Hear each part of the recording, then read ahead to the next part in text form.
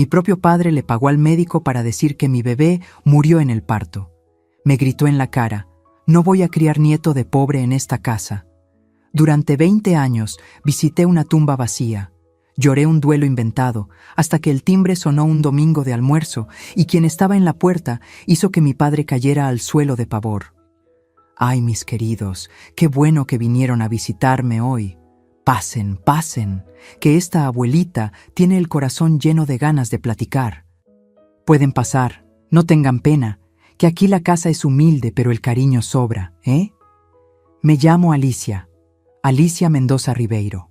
Tengo 62 años bien vividos, unos más sufridos que otros, pero todos bendecidos por Dios. Y vivo aquí en Aguascalientes, en el Bajío de México. Esta ciudadcita que tal vez ni conozcan, pero que tiene una historia muy bonita, llena de casonas antiguas y gente de buen corazón. Nací y crecí aquí mismo, en esta tierra de viñedos y aguas termales, donde el aire de la mañana huele a café de olla y el atardecer pinta el cielo de naranja sobre la sierra fría. Saben, mis queridos, yo no soy mujer de quejarme de la vida, no. Aprendí que cada día que uno despierta respirando ya es una victoria, pero no siempre pensé así. Hubo una época demasiado larga en que despertaba todos los días deseando no haber despertado. 20 años de mi vida pasé así, cargando un luto tan pesado que casi me llevó junto al cajón. Un luto que, como van a descubrir, era una mentira cruel inventada por quien debería protegerme. Pero antes de entrar en esa parte difícil de la historia, déjenme hacerles un pedidito especial. ¿Puede ser? Es que esta abuelita se pone tan feliz cuando conoce a las personas que se detienen a escucharme. Así que cuéntenme aquí, en los comentarios, desde qué rinconcito de México o del mundo me están viendo y a qué horita del día encontraron este video. ¿Están tomando un cafecito de la tarde o ya es de noche, después de un día cansado de trabajo? Cuéntenme, ¿sí? Yo leo cada comentario con cariño y me imagino a ustedes ahí del otro lado, como si estuviéramos sentados juntos en la mesa de la cocina platicando. Aprovechen y déjenle ese like al video, suscríbanse al canal y activen la campanita para que sigamos encontrándonos siempre. Vamos a crear esta cadena de cariño juntos. Que Corazón de Abuela tiene espacio para todos. Pues sí, mis hijos, hoy les voy a contar una historia que guardé por mucho tiempo. Una historia sobre lo que pasa cuando uno confía en las personas equivocadas. Sobre un padre que prefirió destruir a su propia hija antes que aceptar un amor que él consideraba indigno. Sobre médicos que vendieron su alma por dinero y sobre cómo la verdad, aunque tarde 20 años, siempre encuentra manera de aparecer. Pero para que entiendan cómo llegué hasta aquí, amasando mi pancito en paz en esta cocina sencilla, necesito volver atrás, bien atrás, a la época en que era niña y pensaba que mi padre era el hombre más poderoso y más correcto del mundo. Mi familia, mis queridos, era lo que la gente de Aguascalientes llamaba gente de abolengo. Mi padre, Eustaquio Mendoza Ribeiro, era dueño de una fábrica textil que empleaba a casi 200 personas en la ciudad. En aquella época, allá por los años 60 y 70, tener una fábrica así era como ser rey de un reino pequeño. Todo mundo conocía a don Eustaquio. Todo mundo se quitaba el sombrero cuando pasaba por la calle. Todo mundo le debía favores, y mi padre adoraba ese poder. Adoraba ver el miedo en los ojos de la gente. Adoraba saber que podía destruir la vida de cualquiera con un chasquido de dedos. Mi madre se llamaba Eulalia de las Gracias, una mujer linda de morirse, con cabello negro que le llegaba hasta la cintura y ojos color miel. Pero era una belleza triste, ¿saben? Una belleza de pajarito enjaulado. Mamá había venido de familia humilde allá de Lagos de Moreno, pueblo vecino, y mi padre le gustaba recordarle eso cada vez que ella se atrevía a contradecirlo. Yo te saqué de la miseria, Eulalia, decía. Así que cállate y agradece. Y ella se callaba, siempre se callaba. Yo era hija única. Mi padre quería un hijo hombre para heredar la fábrica, pero después de mí, mamá no pudo embarazarse más. Creo que nunca me perdonó por haber nacido mujer. Para él, yo era una inversión, una pieza de ajedrez que iba a usar para hacer alianzas con otras familias ricas. Desde chiquita lo escuchaba decir: Alicia se va a casar con gente de bien, gente de nuestro nivel. Esta niña me va a dar nietos que van a honrar el apellido Mendoza. Nuestra casa era una casona colonial en el centro de la ciudad, de esas con ventanas de madera pintadas de azul y balcón con barandal de hierro forjado. Tenía 2 pisos, 8 recámaras y un patio enorme con árboles de guayaba, naranjos y un gallinero que cuidaba doña Chepa, nuestra cocinera.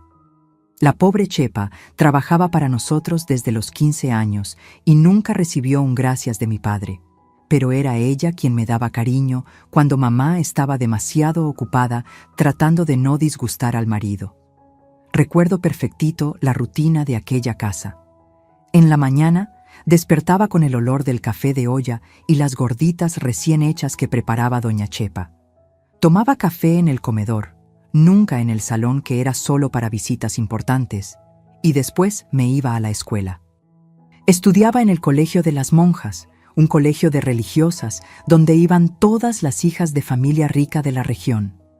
Mi padre se empeñaba en que tuviera educación de señorita fina, piano, francés, bordado, buenas maneras. Las mujeres no necesitan título, decía, necesitan marido. Mis tardes eran solitarias. A mi padre no le gustaba que jugara con los niños de la calle, gente sin clase, los llamaba. Entonces me quedaba en el patio inventando juegos sola.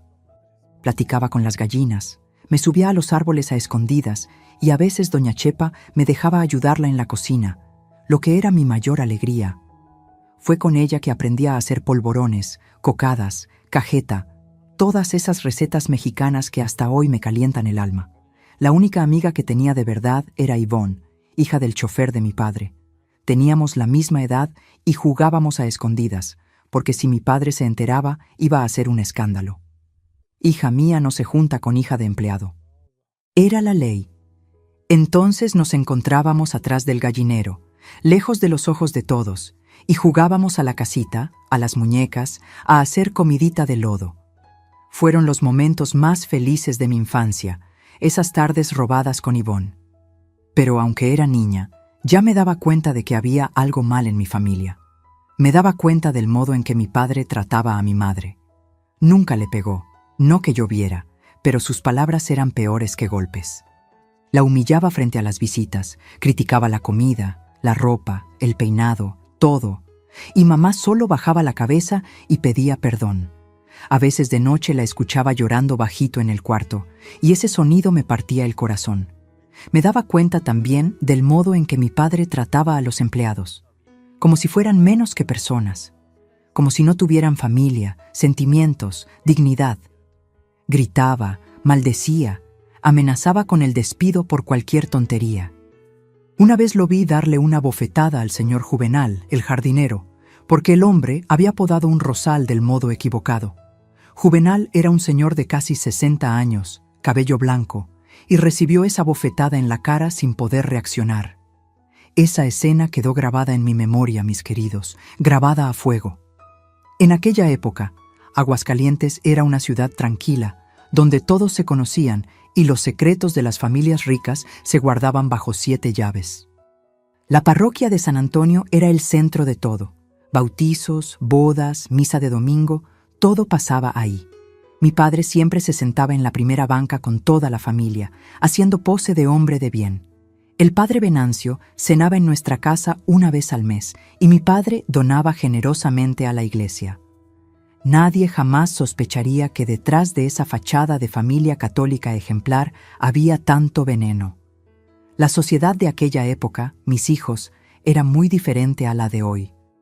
Las mujeres no tenían voz, las hijas obedecían al padre sin cuestionar.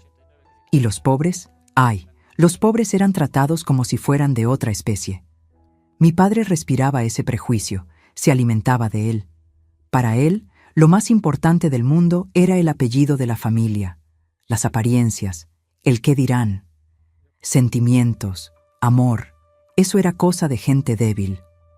Crecí en ese ambiente, mis queridos. Crecí con miedo de mi propio padre, con lástima de mi madre. soñando con el día en que pudiera ser libre. Soñaba con casarme con un hombre bueno, diferente a mi padre, un hombre que me tratara con cariño. No sabía yo que el destino me iba a jugar una broma tan cruel, que me iba a dar exactamente el amor que soñaba, solo para después arrancármelo de la forma más brutal que puedan imaginar. Fue cuando cumplí 18 años que todo empezó a cambiar. Ese año, un muchacho nuevo llegó a trabajar en el jardín de nuestra casa.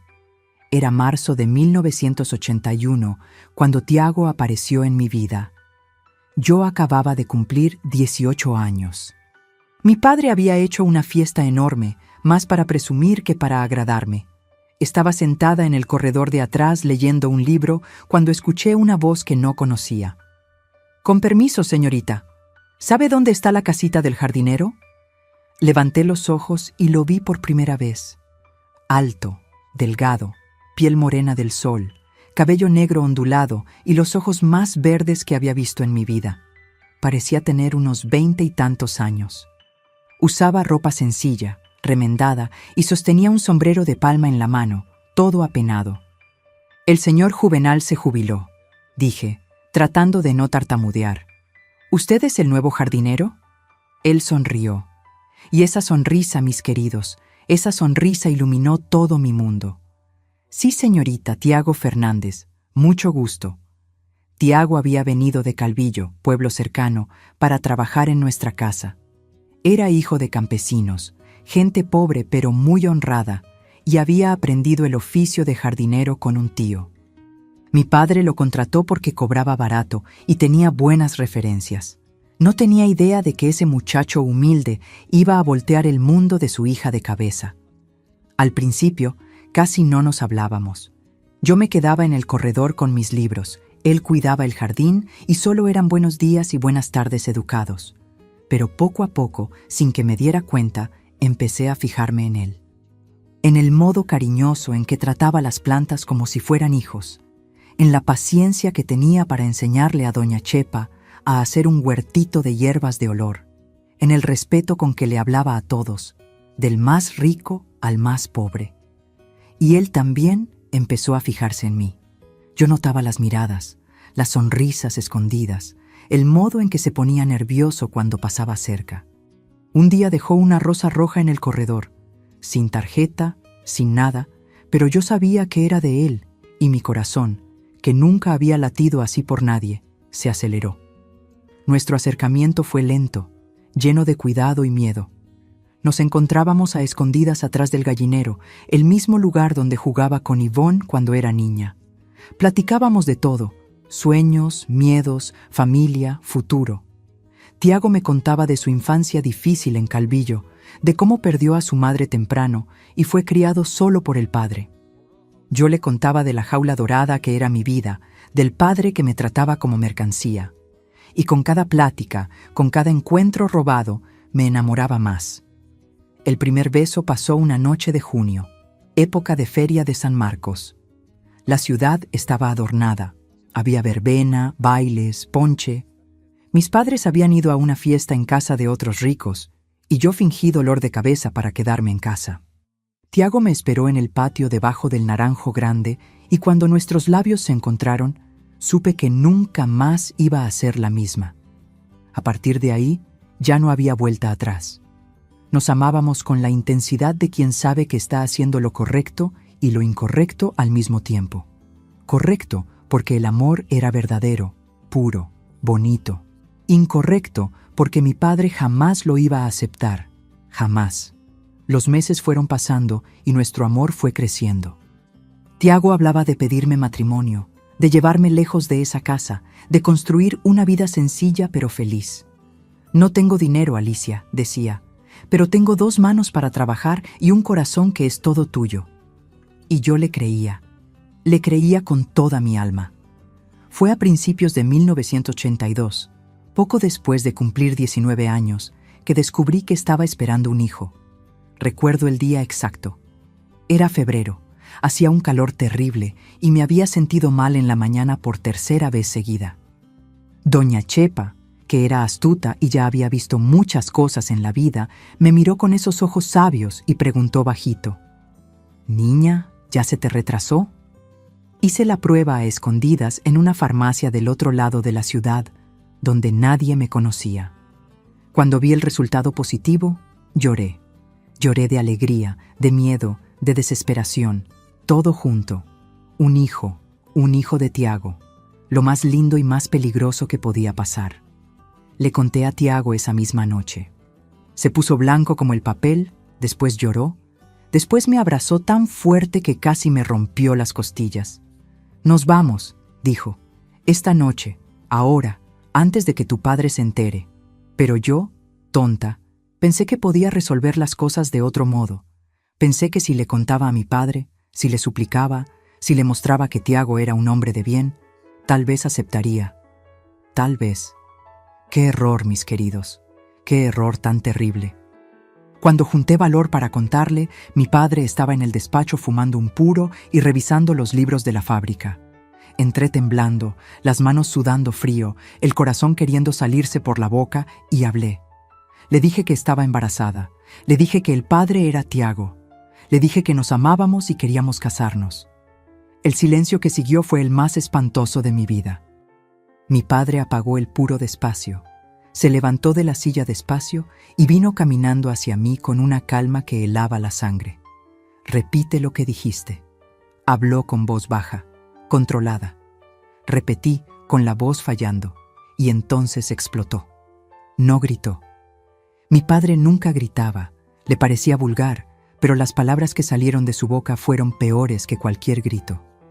Dijo que yo era una desgracia, una vergüenza, una perra que se había revolcado con un muerto de hambre.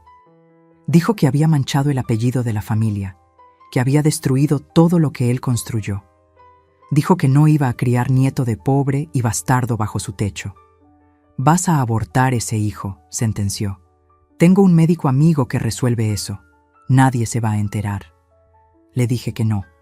Por primera vez en la vida le dije que no a mi padre. Dije que iba a tener ese bebé, que amaba a Tiago, que nos íbamos a ir y nunca más tendría que verme la cara. La bofetada llegó rápida, certera, y me tiró al suelo. Mi madre, que había escuchado todo desde la puerta, empezó a llorar, pero no hizo nada, nunca hacía nada. «No te vas a ir a ningún lado», mi padre dijo parado encima de mí. «Y el jardinero va a aprender lo que pasa cuando se mete con la hija de Eustaquio Mendoza». Esa misma noche, mi padre mandó 2 golpeadores detrás de Tiago. Lo que le pasó a Tiago esa noche, mis queridos, solo me enteré mucho tiempo después.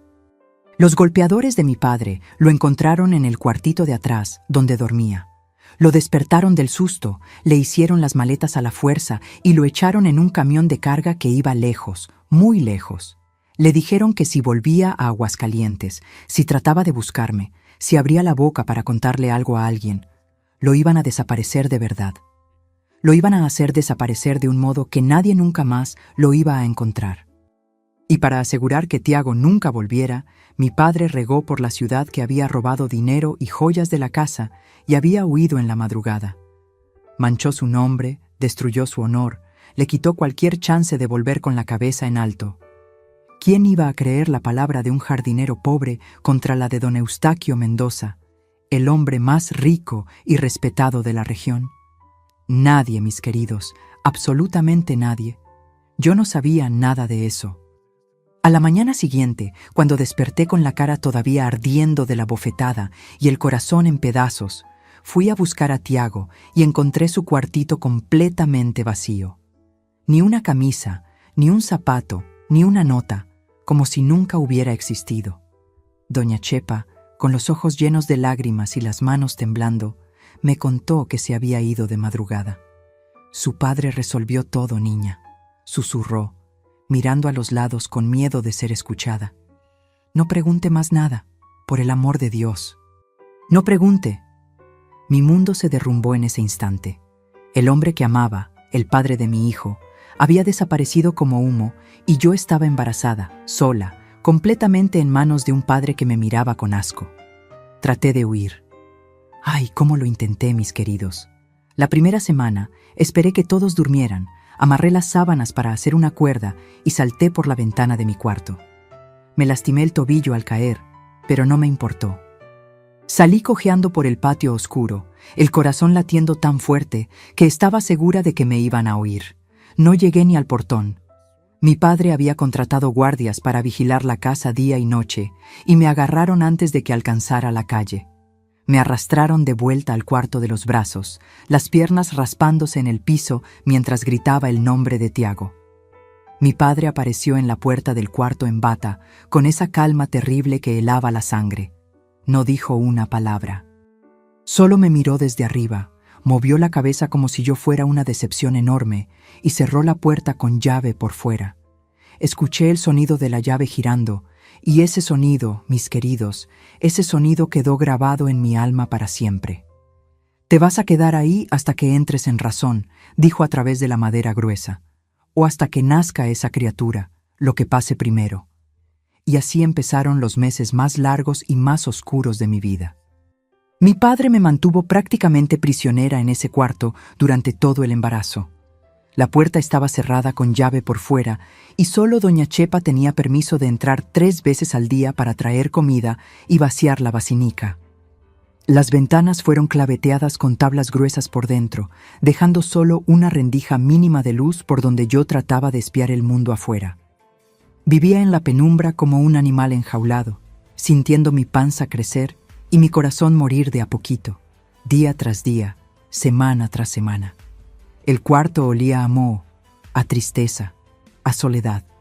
Las paredes parecían cerrarse un poco más cada día que pasaba. Caminaba en círculos como loca, hablaba sola, lloraba hasta no tener más lágrimas y después lloraba más. La única ventana al mundo era doña Chepa, que entraba rapidito, dejaba la charola y salía con los ojos bajos, sin valor para mirarme.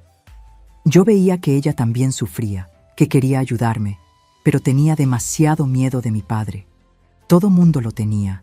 Mi madre, doña Eulalia, vino a verme una sola vez durante todos esos meses. Entró al cuarto con los ojos rojos de tanto llorar, las manos retorciendo un pañuelo bordado, y se quedó parada mirándome por un largo rato, sin decir nada. Extendí los brazos hacia ella, suplicando un abrazo, un cariño, lo que fuera. ¿Y saben qué dijo, mis queridos? ¿Saben qué me dijo mi propia madre en ese momento? ¿Por qué nos hiciste esto, Alicia? ¿Por qué no podías simplemente obedecer? Tu padre solo quería lo mejor para ti. Y se fue, sin abrazarme, sin consolarme, sin siquiera tocarme la mano. Esa fue la última vez que vi a mi madre mirarme a los ojos. Ella falleció de neumonía 2 años después y hasta hoy me pregunto si no fue de vergüenza, de tristeza, de tanto tragarse las palabras que nunca tuvo el valor de decir. Yo la perdoné, mis queridos. La perdoné porque ella también era víctima de mi padre, a su manera. Pero el dolor de esa visita nunca cicatrizó bien. Los días se arrastraban iguales, interminables. Despertaba, comía lo que doña Chepa traía, casi siempre sin hambre, pero obligándome por el bebé. Me quedaba mirando la pared descascarada, platicaba con mi hijo en la panza, lloraba, dormía y repetía todo al día siguiente. Lo único que me mantenía viva, la única luz en toda esa oscuridad, era sentir las pataditas de mi niño. Cada movimiento era prueba de que no estaba sola, de que había alguien ahí que me necesitaba, que dependía de mí, que me amaba sin siquiera conocerme todavía. Le ponía nombre al bebé en mis pensamientos. Si era niño, se iba a llamar Lucas, que significa aquel que ilumina, porque era exactamente eso lo que hacía. Iluminaba toda esa oscuridad que trataba de tragarme. Le prometía bajito, con la mano en la panza, que íbamos a salir de ahí, que iba a encontrar a Tiago en algún lugar del mundo, que íbamos a ser una familia feliz, que todo iba a estar bien. Mentiras dulces que me contaba a mí misma para no volverme loca del todo. Mi padre aparecía en el cuarto de vez en cuando, siempre con esa calma helada que era peor que cualquier grito. Se sentaba en la silla cerca de la puerta, cruzaba las piernas, encendía un puro y me miraba con asco mientras el humo subía al techo. Después empezaba a hablar. Hablaba por horas, a veces, y yo estaba obligada a escuchar callada. Decía que yo era una desgracia, una mancha en el apellido de la familia, una prueba viva de su fracaso como padre. Decía que ese bebé iba a nacer marcado por el pecado, que no tenía futuro, que era mejor para todos si nunca existiera. Decía que ningún hombre decente me iba a querer después de eso, que iba a morir sola y abandonada, que me merecía todo lo malo que estaba pasando. «Todavía puedes arrepentirte», decía, soltando el humo despacio. «Todavía puedes resolver esto, todavía hay tiempo. Conozco médicos que hacen el trabajo limpio, sin dejar rastro. Nadie tiene que enterarse». Cada vez que sugería eso, yo ponía las 2 manos en la panza y decía, «No». Era la única palabra que todavía podía decirle. «No, no, no». Mi voz salía débil, ronca de tanto llorar, pero firme. Y él se iba, bufando, cerrando la puerta de un golpe, prometiendo que me iba a arrepentir amargamente, que ya iba a ver lo que iba a hacer. Las visitas del padre Venancio fueron las peores de todas, mis queridos. Mi padre lo llamó varias veces para tratar de convencerme de entregar al bebé en adopción después de que naciera. El padre se sentaba en el cuarto con esa sotana negra y ese rosario de cuentas gruesas en las manos y hablaba de pecado, de vergüenza, de cómo había ofendido a Dios y a la sagrada institución de la familia. Su voz era mansa, casi dulce, pero las palabras eran puro veneno. Decía que una madre soltera no tenía ninguna condición de criar bien a un hijo, que iba a condenar al niño a una vida entera de miseria, humillación y señalamientos. Decía que lo cristiano, lo correcto, era entregar al bebé a una familia de bien y con estructura, que pudiera darle todo lo que yo nunca iba a poder darle. Decía que Dios me iba a perdonar si hacía lo correcto. «Piense en el niño, Alicia», decía, moviendo el rosario despacio. «Piense en lo que es mejor para él, no en usted. El amor de madre verdadero es el que sabe renunciar. ¿Quiere que su hijo crezca siendo señalado en la calle como hijo de madre soltera, de mujer perdida? ¿Quiere que cargue esa cruz toda la vida por su egoísmo?» Yo escuchaba callada, las manos apretando la panza, el corazón sangrando por dentro.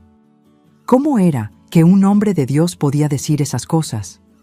¿Cómo era que no veía que el único pecado en esa casa era la crueldad de mi padre, la prisión que había creado para su propia hija? Pero yo no tenía fuerza para discutir con un padre. Solo esperaba que se fuera con sus bendiciones falsas y sus palabras envenenadas para poder llorar en paz abrazada a mi panza. El embarazo fue muy difícil, mis queridos. Casi no veía el sol, casi no me movía del lugar, comía mal, dormía peor todavía. El bebé crecía, pero yo me marchitaba. Tenía pesadillas terribles todas las noches. Soñaba que mi hijo nacía y desaparecía de mis manos, que lo buscaba por toda la casa gritando su nombre y solo encontraba puertas cerradas con llave, pasillos oscuros, risas crueles. Despertaba sudando frío, temblando, con las manos en la panza para asegurarme de que todavía estaba ahí, todavía estaba vivo, todavía era mío. Cuando llegó octubre, ya estaba enorme, exhausta, enferma de cuerpo y de alma. Apenas podía levantarme de la cama. Los médicos de la ciudad no podían atenderme. Mi padre tenía pavor de que alguien descubriera la situación y regara el escándalo por la sociedad. Entonces llamó a un médico de fuera, un tal doctor Heráclito Bastos, que vino de Guadalajara especialmente para hacer el parto. Yo no sabía en ese entonces, pero ese médico era amigo de infancia de mi padre. Habían estudiado juntos en un colegio interno de padres, se debían favores desde hacía décadas. El tipo de amistad podrida que se paga con silencio, complicidad y dinero por debajo del agua. El parto empezó una madrugada de jueves, a finales de octubre. Desperté con los dolores rasgándome la panza, sola en el cuarto oscuro, y grité por socorro hasta quedarme ronca. Doña Chepa vino corriendo, la cara blanca del susto, y llamó a mi padre, que llamó al doctor Heráclito. Me cargaron a una de las recámaras de huéspedes que había sido preparada a las carreras, como una especie de sala de parto improvisada. Todo muy rápido, muy confuso, mucho dolor, mucha gente hablando al mismo tiempo. Recuerdo estar acostada en esa cama de sábanas blancas. las contracciones rasgando mi cuerpo como cuchillos, el sudor escurriendo por la cara, y ver a mi padre parado en la puerta del cuarto platicando bajito con el médico. No podía escuchar lo que decían por mis propios gritos, pero vi claramente al médico asentir con la cabeza varias veces. Vi a mi padre sacar un sobre grueso, bien grueso, del bolsillo interno del saco y entregárselo en las manos al doctor Heráclito. Vi al médico pesar el sobre en la mano, satisfecho, y guardarlo en el bolsillo de la bata blanca. En ese momento, aún con todo el dolor, una voz dentro de mí gritó que algo estaba muy mal. Pero antes de que pudiera pensar bien, el doctor Heráclito se acercó a mí con una jeringa en la mano. «Voy a darle un remedio para el dolor, doña Alicia», dijo con una sonrisa falsa que no llegaba ni cerca de los ojos. «Usted va a dormir un ratito, y cuando despierte ya terminó todo. Va a ser rapidito». Yo no quería dormir. Quería ver nacer a mi hijo. Quería escuchar su primer llanto llenando el cuarto. Quería cargarlo en mis brazos y nunca más soltarlo. Traté de debatirme, traté de alejar la jeringa, traté de gritar que no, que quería quedarme despierta, pero estaba demasiado débil y manos fuertes sujetaron mis brazos. Sentí el piquete de la aguja en el brazo, fría, certera, y en pocos segundos todo a mi alrededor empezó a dar vueltas. Las voces se hicieron distantes y la oscuridad me tragó por completo. Cuando finalmente desperté, el sol ya estaba alto afuera. Estaba de vuelta en mi cuarto cerrado con llave, débil como nunca había estado en la vida, adolorida en cada pedazo del cuerpo, con la panza vacía y flácida debajo de la sábana. Y mi bebé, mi Lucas, no estaba en ningún lugar. Cuando abrí los ojos esa mañana, mis queridos, lo primero que hice fue llevar las manos a la panza. Era instinto de madre, ¿saben? Ese gesto que repetía a toda hora, todos los días, hacía meses. Pero esta vez mis manos encontraron un vacío enorme, flácido, adolorido. La panza que antes era redonda, dura, llena de vida, ahora era solo piel marchita y silencio. Mi hijo ya no estaba ahí dentro de mí. Había nacido. Estaba en algún lugar de esa casa esperando mi abrazo. Traté de levantarme, pero mi cuerpo no obedecía. Estaba demasiado débil, mareada, con la cabeza dando vueltas como carrusel.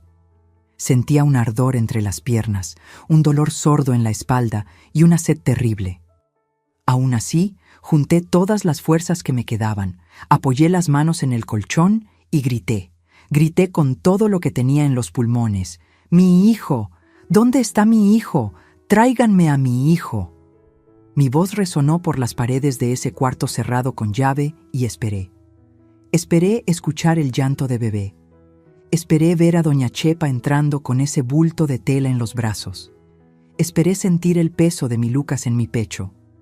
Pero lo que escuché fue el sonido de pasos pesados en el pasillo. Pasos de hombre. La puerta se abrió despacio, rechinando, y quien entró no fue doña Chepa con mi bebé. Fue mi padre, Eustaquio Mendoza en persona, vestido impecable como siempre, con esa postura de dueño del mundo que conocía desde niña. Y justo detrás de él, casi escondido en la sombra, el doctor Heráclito Bastos, todavía con bata blanca, con una expresión en la cara que nunca voy a olvidar mientras viva. Una mezcla ensayada de lástima y frialdad calculada, como un actor representando un papel que memorizó a las prisas.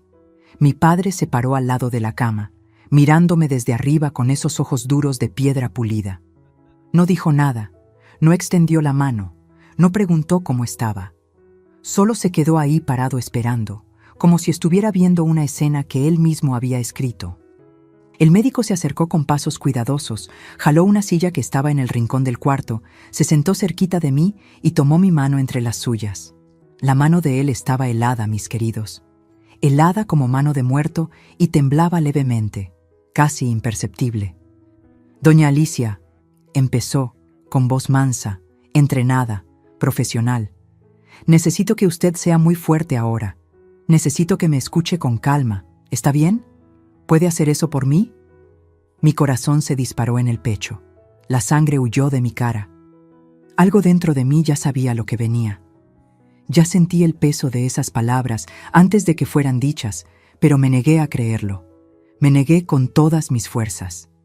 ¿Dónde está mi hijo?, pregunté de nuevo, la voz temblando tanto que apenas se entendía.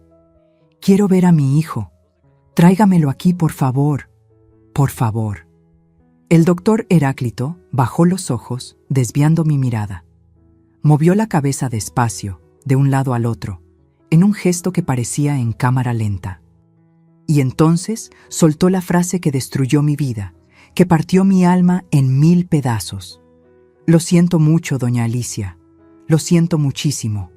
El bebé nació con el cordón umbilical enredado en el cuello. Tratamos de todo. Tratamos de reanimarlo. Tratamos todos los procedimientos, pero no resistió. El bebé nació muerto. Perdóneme. El mundo dejó de girar. El tiempo se congeló. El aire desapareció de mis pulmones y no volvió más. Escuché cada palabra que dijo. Cada sílaba entró en mis oídos, pero mi cerebro se negaba a procesar. No, no era posible. No podía ser verdad. Tenía que ser una pesadilla. Iba a despertar. Tenía que despertar.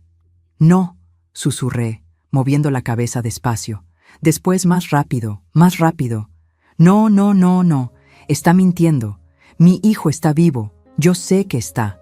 Lo sentí pateando ayer. Era fuerte, era sano. Está mintiendo. Tráigamelo aquí. Tráiganme a mi hijo ahora. Traté de levantarme de la cama en un impulso de desesperación, pero mi padre dio un paso adelante y me empujó de vuelta al colchón. Con una sola mano en mi hombro, ni siquiera tuvo que hacer fuerza. Estaba tan débil que cualquier niño podría haberme tirado. Caí de espaldas, el aire saliendo de los pulmones, las lágrimas finalmente explotando de mis ojos. «Deja de hacer ese escándalo, Alicia», mi padre dijo, con voz fría y controlada como siempre. «Lo que pasó, pasó. No tiene vuelta atrás». No sirve de nada gritar como loca. Miré a mi padre a través de las lágrimas, su cara toda borrosa, y supliqué. Supliqué con los ojos, con las manos extendidas, con cada pedazo de mi ser. Supliqué una explicación, un consuelo, un abrazo que nunca llegó en 19 años de vida, por cualquier migaja de humanidad. ¿Y saben qué hizo, mis queridos? ¿Saben qué hizo mi propio padre en ese momento en que su hija acababa de perder un hijo? Se encogió de hombros. Simplemente se encogió de hombros, como si le hubiera contado que rompí un vaso en la cocina. Y dijo con la mayor naturalidad del mundo: «Es mejor así, Alicia. Dios sabe lo que hace. Las cosas pasan por una razón. Yo ya te había avisado que esa criatura no iba a salir bien, que iba a ser un problema. No iba a criar nieto de pobre y bastardo bajo mi techo de ninguna manera. Por lo menos ahora puedes seguir adelante, puedes tener una vida decente, como yo siempre quise para ti. Este asunto está cerrado». Esas palabras, mis queridos, esas palabras entraron en mí como cuchillos de hielo. Mi propio padre, aliviado por la muerte del nieto. Mi propio padre agradeciéndole a Dios por haber perdido a mi bebé. Mi propia sangre, celebrando la tragedia que me había destruido. En ese momento, en ese exacto segundo, algo dentro de mí murió junto con la noticia. La hija obediente, la niña que todavía guardaba esperanza de ser amada, la mujer que creía en la familia. Todo eso murió ahí en ese cuarto. Lo que quedó fue solo dolor, un dolor tan grande que no cabía en mi cuerpo. «Quiero verlo», dije, la voz saliendo ronca, extraña, casi irreconocible. Voz de otra persona. «Quiero ver a mi hijo, quiero despedirme. Déjenme por lo menos despedirme de él». El médico y mi padre cruzaron una mirada rápida, demasiado rápida, demasiado nerviosa, pero yo estaba tan destruida que casi no me di cuenta. «No es una buena idea, doña Alicia». El doctor Heráclito dijo, apretando mi mano con fuerza, casi lastimándome. «El bebé, el cuerpecito no está en buenas condiciones para ser visto. Es mejor que usted guarde el recuerdo de él en la panza, vivo, pateando. No necesita verlo así. Va a ser peor. Confíe en mí». «Pero el entierro», insistí, las lágrimas escurriendo sin parar, mojando la almohada, mojando todo. Quiero ir al entierro, necesito estar ahí, soy su madre, por favor.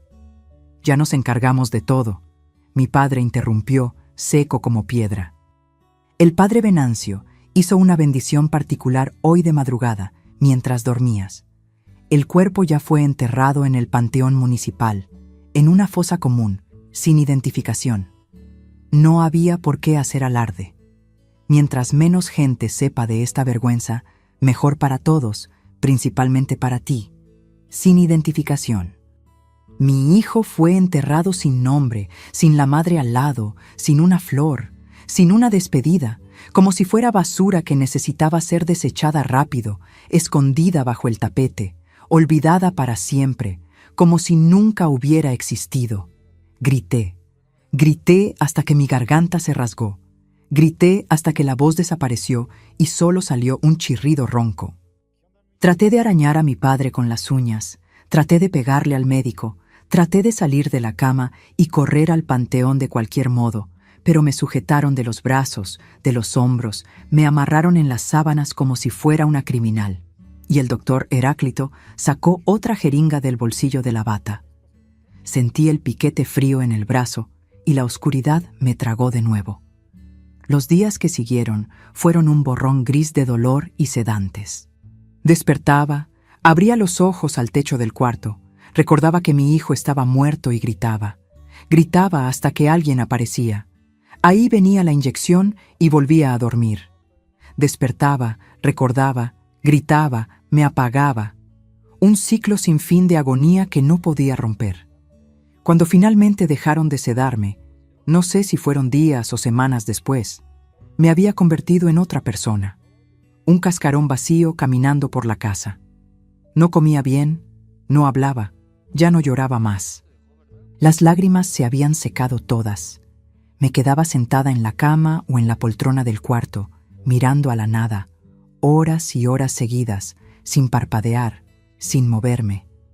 Doña Chepa trataba de animarme, traía calditos, me hablaba con cariño, acariciaba mi cabello, pero yo no respondía, no podía. Era como si me hubiera ido y solo el cuerpo se hubiera quedado. Una noche, ya no sé cuánto tiempo después del parto, esperé que toda la casa se durmiera y salí del cuarto en silencio. Mi padre había dejado de cerrar la puerta con llave, pensando que ya no tenía fuerzas ni ganas de huir. Y tenía razón. Yo no quería huir. Quería encontrar a mi hijo. Fui hasta el Panteón Municipal de Aguascalientes descalza, con camisón blanco, en medio de la madrugada fría de noviembre. La luna llena iluminaba las lápidas viejas, las cruces de madera podrida, las tumbas olvidadas cubiertas de monte. Busqué la fosa de mi hijo. Busqué por horas, caminando entre los muertos, llamando bajito. «Lucas, Lucas, ¿dónde estás, mi hijo? Aquí está tu mamá». No encontré nada. Ninguna fosa reciente, ninguna tierra removida, ninguna cruz sin nombre. Nada. Era como si mi hijo nunca hubiera existido. Nunca hubiera nacido. Nunca hubiera sido enterrado ahí. Volví a casa antes del amanecer, temblando de frío y de confusión. Los días siguientes, traté de preguntarle al padre Venancio dónde exactamente había sido enterrado mi hijo. Se puso pálido, tartamudeó, se secó el sudor de la frente, dijo que no recordaba bien, que mi padre se había encargado de todo el papeleo y los detalles. Traté de preguntarle a doña Chepa, pero ella desviaba la mirada, cambiaba de tema, empezaba a temblar y salía del cuarto a las prisas. Algo no cuadraba, mis queridos. Algo en toda esa historia estaba muy mal, pero yo estaba demasiado destruida para pensar bien, demasiado destruida para investigar, para hacer preguntas, para insistir. Terminé convenciéndome a mí misma de que mi mente me estaba jugando bromas, que el luto me estaba volviendo loca poco a poco, que había buscado en el lugar equivocado del panteón. Era más fácil creer eso que enfrentar la posibilidad de una verdad aún más terrible. Los meses fueron pasando, convirtiéndose en años, y yo me fui marchitando dentro de esa casa. Ya no salía, no recibía visitas, no hacía nada más que existir. Mi padre me dejaba en paz. Había conseguido lo que quería, después de todo. El problema había sido resuelto, la vergüenza había sido enterrada, y yo era solo un fantasma con camisón vagando por los pasillos oscuros de la casona de los Mendoza, esperando que la muerte llegara para reunirme con mi hijo en el cielo. Tiago nunca volvió a Aguascalientes. Años después, muchos años después, me enteré por una conocida que estaba viviendo en el interior de Chihuahua, trabajando de peón en un rancho ganadero, viviendo una vida triste y solitaria. Él también pensaba que el hijo había muerto en el parto, también cargaba ese luto en las espaldas, también había sido destruido por la mentira de mi padre. La maldad de Eustaquio Mendoza nos alcanzó a los dos, aunque separados por cientos y cientos de kilómetros. 20 años, mis queridos. Por 20 años enteros, visité ese panteón buscando una tumba que no existía. Rezaba de rodillas en la tierra, pedía perdón por no haber protegido a mi hijo, le suplicaba a Dios que lo cuidara en el cielo. Por 20 años, cargué una culpa que no era mía, un dolor que no tenía remedio, un luto que no tenía fin. 20 años de mi vida, desperdiciados en la oscuridad de una mentira monstruosa. Pero la verdad, como dije al principio de esta plática, siempre encuentra manera de aparecer. Puede tardar, puede esconderse, puede parecer imposible, pero aparece. Y en mi caso, apareció un domingo común de almuerzo, 20 años después, cuando el timbre de esa casa sonó y volteó mi mundo de cabeza para siempre. Era un domingo de octubre, mis queridos. Octubre de 2002. 20 años exactos habían pasado desde esa madrugada en el hospital improvisado, desde esa jeringa que me robó el momento de ver nacer a mi hijo, desde esa mentira que destruyó mi vida. 20 años que vivía como muerta en vida, vagando por los rincones de esa casa que se había convertido en mi prisión y mi tumba al mismo tiempo. Muchas cosas habían cambiado en esas 2 décadas. Mi madre, doña Eulalia, había partido en el 84, llevada por una neumonía que los médicos dijeron que no tuvo fuerzas para combatir. Yo siempre pensé que murió de tristeza, de tanto tragarse palabras, de tanto fingir que todo estaba bien. El padre Venancio también ya se había ido de este mundo y confieso que no derramé ni una lágrima por él. Doña Chepa seguía en la casa, más vieja, más encorvada, pero todavía con esos ojos bondadosos que fueron mi único consuelo durante años. ¿Y mi padre? Ay, mi padre había envejecido de un modo que daba gusto ver. Y perdonen a esta abuelita por la maldad, pero es la verdad. Eustaquio Mendoza, el todopoderoso dueño de la fábrica textil, el hombre que nadie se atrevía a contradecir, se había transformado en un viejo amargado y quebrado. La fábrica había ido a la quiebra a principios de los 90, tragada por la competencia y por los propios errores de administración de mi padre. Las malas inversiones se fueron acumulando, las deudas creciendo, y poco a poco todo lo que había construido se fue desmoronando como castillo de arena en la marea. Ese domingo de octubre, la casona de los Mendoza estaba cayéndose a pedazos. La pintura descascarada, el techo con goteras, los muebles vendidos uno por uno para pagar las cuentas. Solo había quedado la casa y estaba a punto de irse a remate el lunes. El banco había comprado todas las deudas de mi padre y dado un ultimátum. O pagaba todo antes del fin de semana o perdía la propiedad. Mi padre andaba por la casa como alma en pena, refunfuñando, maldiciendo, culpando a todos menos a sí mismo. Yo observaba de lejos, sentada en la poltrona vieja de la sala, sintiendo una mezcla extraña de satisfacción y vacío. Verlo caer no me daba alegría. Ya no sentía alegría hacía mucho tiempo, pero tampoco me daba lástima. Ese hombre había destruido todo lo que amaba.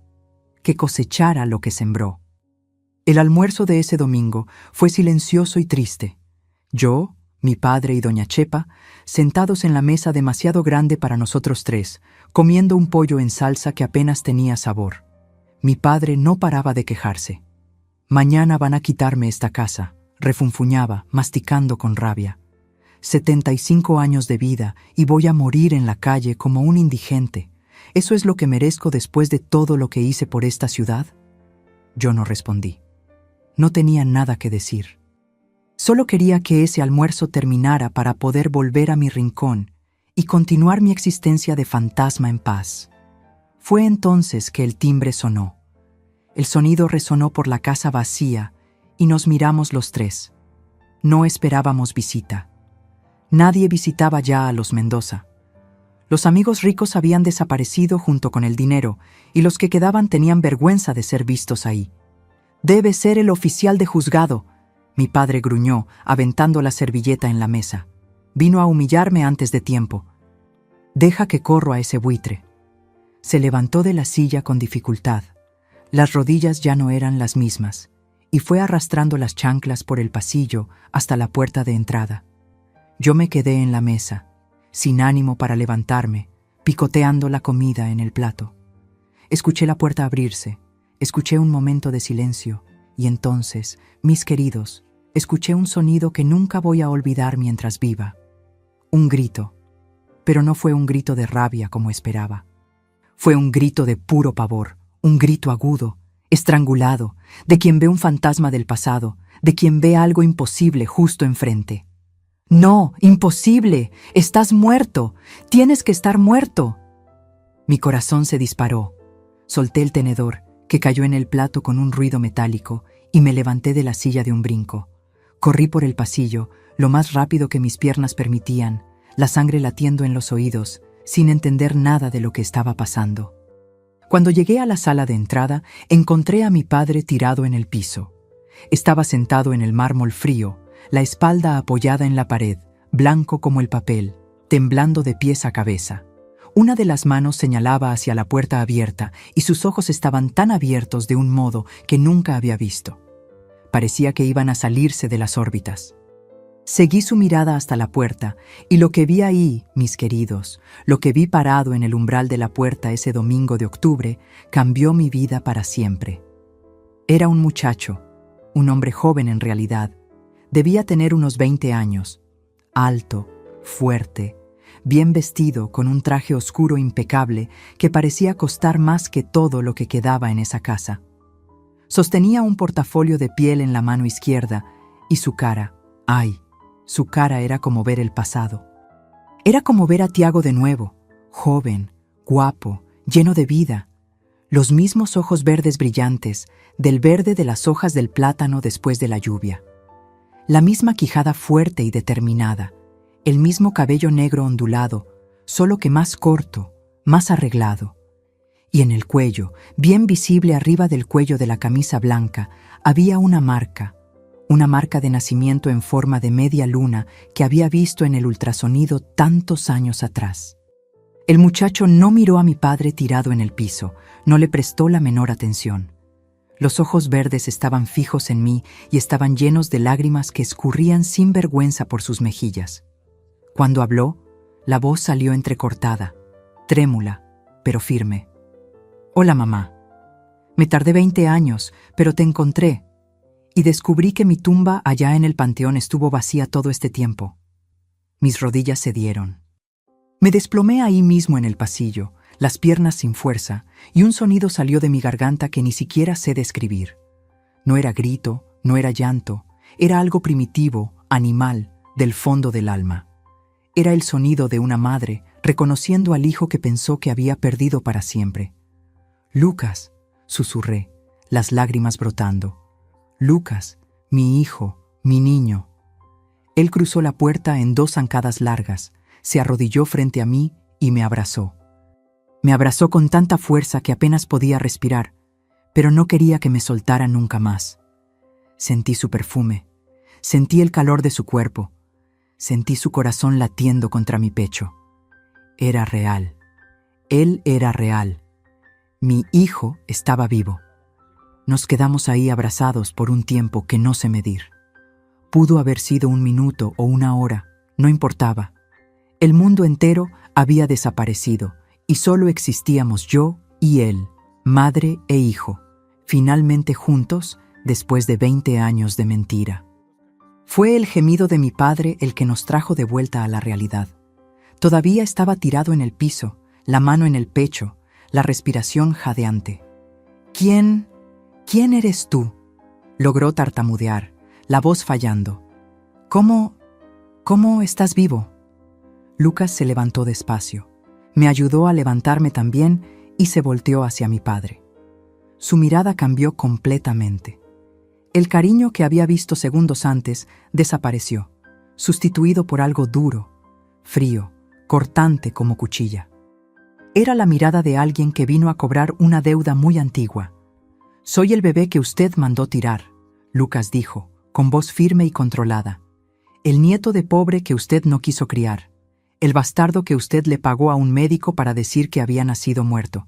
Soy Lucas Fernández Mendoza, y pasé 20 años en un orfanato en otro estado, porque usted pensó que no era digno de vivir en esta casa». Mi padre se puso aún más blanco, si es que eso era posible. «El orfanato... ¿Tú... ¿Cómo descubriste?» «El doctor Heráclito Bastos murió el año pasado», Lucas continuó, sacando un papel del portafolio de piel. En el lecho de muerte, el remordimiento le apretó y dejó una confesión escrita para la familia. La hija me buscó, me mostró la carta donde contaba todo. Cómo usted le pagó para fingir que el bebé había muerto. Cómo entregó a un niño sano a un orfanato en Zacatecas. Cómo inventaron un entierro falso. Ella me pidió perdón por su padre y me dio esto. Aventó la hoja de papel al piso a los pies de mi padre. Era una copia de la confesión del médico, la prueba de todo. Fui al tal orfanato, Lucas continuó. Conseguí mis registros. Conseguí el acta de nacimiento original que usted trató de destruir. Conseguí los documentos de la adopción ilegal que nunca se completó porque nadie me quiso. Y con todo eso, estudié. Estudié mucho. Me recibí de abogado, pasé el examen de la barra y me especialicé en derecho bancario. Dio un paso hacia mi padre, que trató de arrastrarse hacia atrás sin éxito. ¿Sabe qué banco compró todas sus deudas? ¿Sabe quién es el abogado representante de ese banco? La cara de mi padre se retorció cuando cayó en cuenta. «Soy yo», Lucas dijo con una sonrisa helada. «Yo convencí al banco de comprar la deuda de los Mendoza. Yo preparé todo el papeleo del remate y acabo de comprar esta casa por una fracción del valor, usando cada centavo que junté trabajando desde los 15 años». Sacó otro documento del portafolio y lo aventó encima de mi padre. «Esta propiedad ahora es mía. Usted tiene 24 horas para recoger sus cosas e irse». Pero mi mamá me miró con todo el amor del mundo. «Mi mamá se queda. Esta casa es de ella ahora. Siempre debió haber sido de ella». Mi padre agarró el pecho con más fuerza, la respiración cada vez más difícil. Doña Chepa, que había visto todo desde la puerta de la cocina, corrió a llamar una ambulancia. Eustaquio Mendoza tuvo un infarto ahí mismo, en el piso de la sala, que un día pensó que iba a ser suya para siempre. Sobrevivió, si es que se puede llamar a eso sobrevivir. Quedó en silla de ruedas, con la mitad del cuerpo paralizado, y fue a vivir a un asilo público en la periferia de la ciudad, porque ya no tenía a nadie que quisiera cuidarlo. Los amigos ricos desaparecieron, los empleados se fueron, y el apellido Mendoza se convirtió en sinónimo de vergüenza en Aguascalientes. Y yo, finalmente empecé a vivir, mis queridos. A los 39 años de edad, abrazada al hijo que pensé que había perdido, finalmente empecé a vivir de verdad. Y aquí estoy, mis queridos, 23 años después de ese domingo que cambió todo. 62 años de edad. Todavía viviendo aquí en Aguascalientes, en esta misma casa que un día fue prisión y hoy es mi hogar de verdad.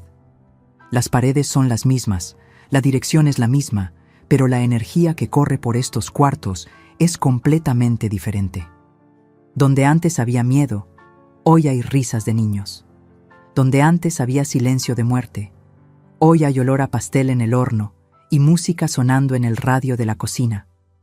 Lucas reformó la casa entera después de que la compró, o mejor dicho, después de que la compró para mí. Cambió el techo que siempre goteaba, pintó las paredes de colores alegres, arregló el piso de madera que rechinaba en todos lados, pero se empeñó en mantener algunas cosas del modo original. Las ventanas azules de la fachada, el barandal de hierro del balcón, las ollas de cobre de la cocina que eran de mi abuela. «Esta casa tiene historia, mamá», dijo. No borramos el pasado, lo transformamos. Mi hijo, ay, mi hijo, cómo me enorgullezco de ese hombre, mis queridos. Lucas hoy tiene 43 años. Es abogado respetado aquí en la región, casado con una muchacha maravillosa llamada Renata, que conoció en la universidad. Renata es maestra de historia en la escuela estatal, una mujer dulce y firme, al mismo tiempo que me trata como si yo fuera su madre también. Viven en una casa aquí cerca, a 10 minutos caminando, y casi todos los días vienen a visitarme. Y los nietos, mis queridos. Ay, los nietos son la cereza del pastel de esta vida nueva que Dios me dio. Tengo 2.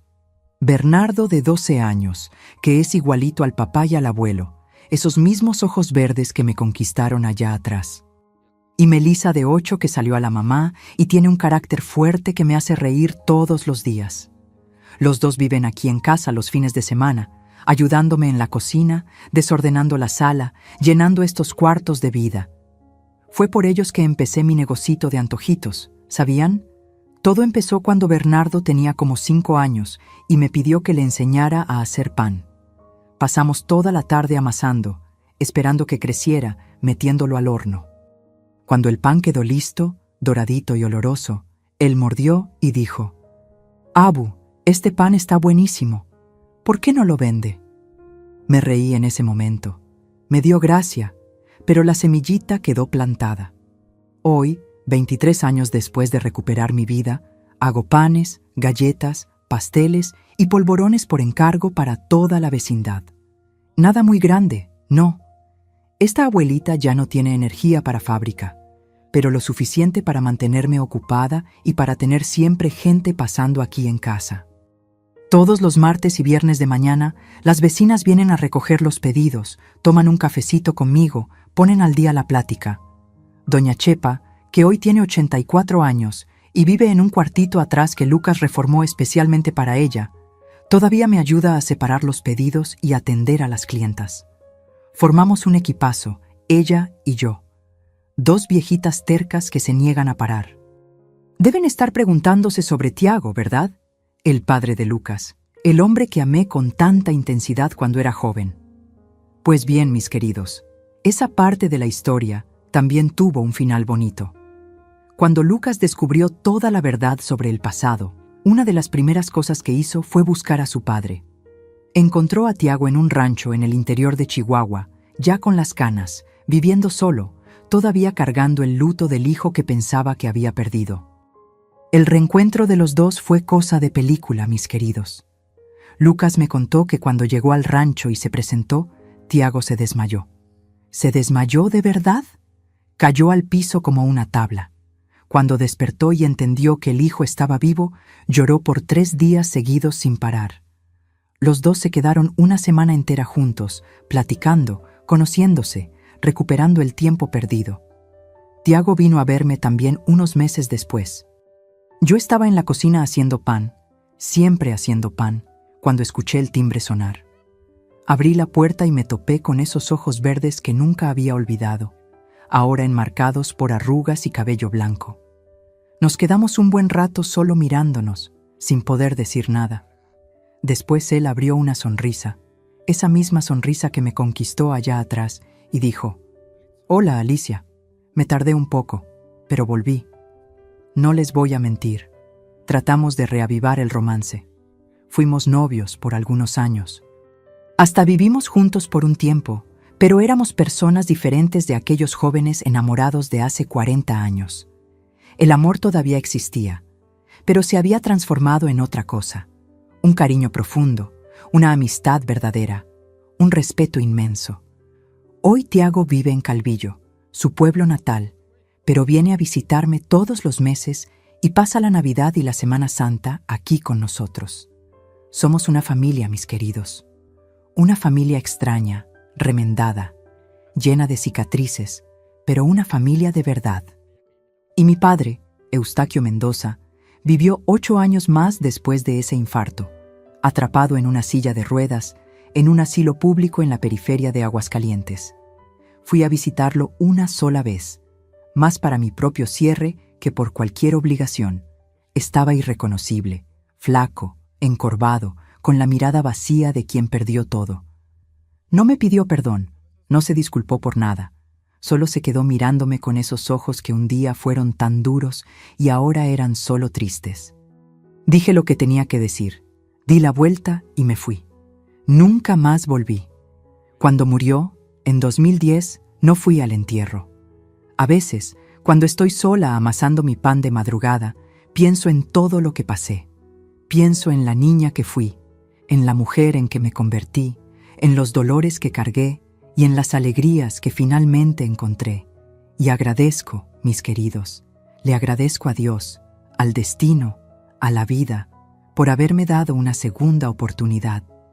Si llegaron hasta aquí conmigo, agarrando la mano de esta abuelita a través de esta historia tan dolorosa, necesito dejarles algunas palabras en el corazón antes de despedirme.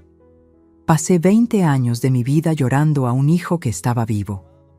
20 años visitando una tumba vacía, pidiendo perdón por una muerte que nunca pasó, cargando una culpa que nunca fue mía. ¿Y saben qué aprendí con todo esto? Aprendí que la mentira, por más bien construida que esté, por más poderosa que sea la persona que la cuenta, tiene las piernas cortas. La verdad puede tardar, en mi caso tardó 2 décadas, pero siempre encuentra una rendija por donde pasar. Si me están escuchando ahora y sienten que hay algo mal en su historia, alguna pieza que no encaja, algún secreto de familia que nadie quiere contar, no desistan de buscar respuestas. Yo casi desistí, mis queridos. Casi acepté esa mentira como verdad absoluta y me iba a ir a la tumba sin saber que mi hijo estaba vivo. Si el doctor Heráclito no hubiera sentido el peso de la conciencia al final de su vida, yo habría muerto sin abrazar nunca a mi Lucas. Así que les digo, cuestionen, investiguen, no acepten silencios extraños y miradas desviadas como respuesta. Aprendí también que la sangre no siempre es familia y la familia no siempre es sangre. Mi padre era mi sangre, pero fue mi mayor verdugo. Doña Chepa era empleada de la casa, pero fue quien me dio cariño cuando mi propia madre no podía. El amor verdadero no viene con apellido ni con herencia. Viene con presencia, con cuidado, con respeto. Elegí no perdonar a mi padre, y no tengo vergüenza de decirlo.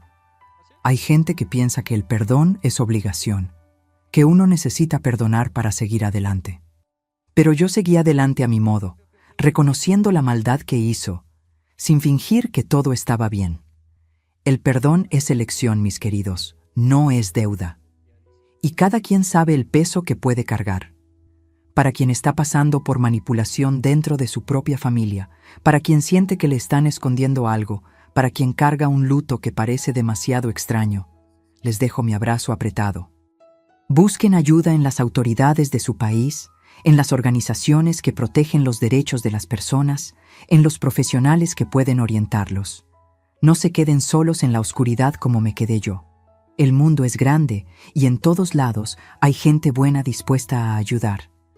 La vida me enseñó que uno puede renacer cuantas veces sea necesario. Yo renací a los 39 años, cuando pensaba que ya era demasiado tarde. Nunca es demasiado tarde, mis queridos, nunca. Ahora, antes de irme, esta abuelita quiere hacerles un pedido especial a ustedes que se quedaron conmigo hasta el finalito. Si esta historia les tocó el corazón, si conocen a alguien que necesita escuchar que la verdad siempre aparece, compartan este video, aprieten el botón de suscribirse ahora mismo, activen esa campanita para no perderse ninguna historia de esta abuela aquí. Y déjenme un comentario escribiendo la palabra renacer. Solo quien se quedó hasta el final va a saber por qué esa palabra. Háganlo ahora. No esperen ni un minuto más. Vamos a esparcir esta cadena de fuerza y esperanza juntos. Dios los bendiga a cada uno de ustedes. Esta abuelita los quiere de corazón. Hasta la próxima historia, mis queridos. Cuídense mucho. No Ahí mames. voy, amigo, ahí voy. El otro se quedó en nada. Se quedó en Aguanta, nada, se quedó en aguanta. nada. ¿Dónde verga estás, güey? Dispárale desde ahí. Está nada. No, estoy cargando. De su pinche madre me quedé sin balas. Atínale, güey. Ah, ¿verdad, puto? Me caí. No, güey, te habías quedado ahí arriba. No, pues estoy aquí contigo. ¿Dónde está? Ven, ven, ven. Acá debe estar de este lado. Iji. Vámonos a la verga. No, ya, espera, ahí quédate, ahí déjame. Espérate, no. Tú chíngate ese güey. Chíngate ese güey. No lo veo, Va la a neta, abrir, va güey. a abrir. Súbete al carro a recuperarte tú solo. Es lo que voy a hacer. Y no veo que lo hagas. ¿Qué es eso? Ya se fueron, ¿no? No, güey, pues bajé al güey que estaba aquí. Ya no los veo.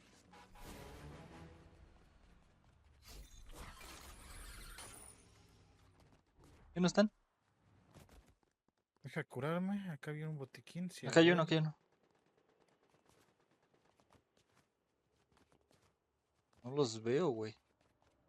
No, se Pero ya bajé vamos. a uno y el otro se te peló. Sí, el otro se me peló. Vámonos. Corre, corre.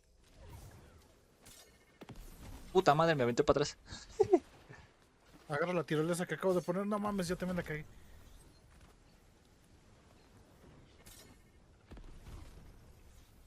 Puta zona, ¿qué pedo? Está corriendo muy rápido.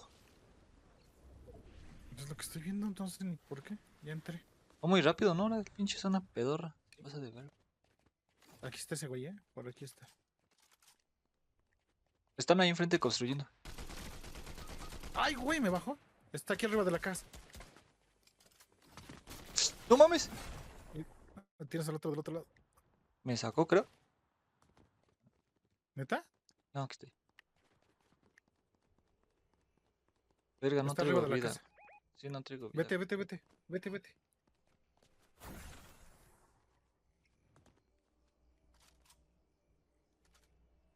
No traigo vida, aguanta.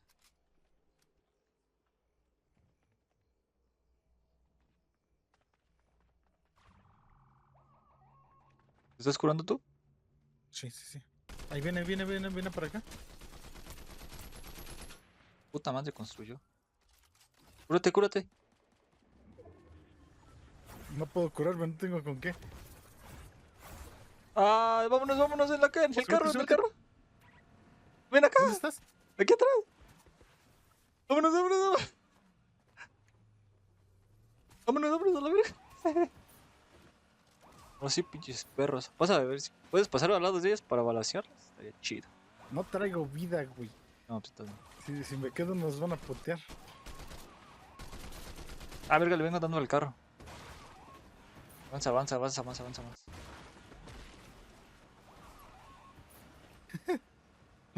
Vámonos a la verga.